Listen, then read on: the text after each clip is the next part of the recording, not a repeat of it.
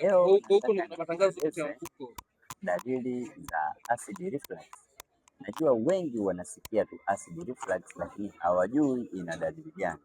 Acid reflux ina dalili kama hizi zifuatazo: kuhisi kujisikia kikali, kuwa na tabia kukohoa mara kwa mara, kikohozi chako kinakuwa hakiishi, kuwa unahisi mafua mara kwa mara, lakini pia usiku ukilala unajikuta unaota ndoto mbaya, wakati mwingine unashtuka mara kwa mara na unapatwa na hofu, hata wakati mwingine unahisi kama unataka kufa.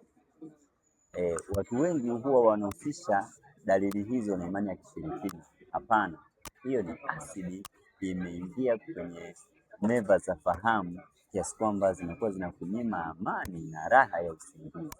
Kwa hiyo huhitaji kwenda kwa mganga wa kienyeji, bali unahitaji kupata matibabu sahihi ya changamoto hiyo ya acid reflux. Naitwa Dr. Mswa.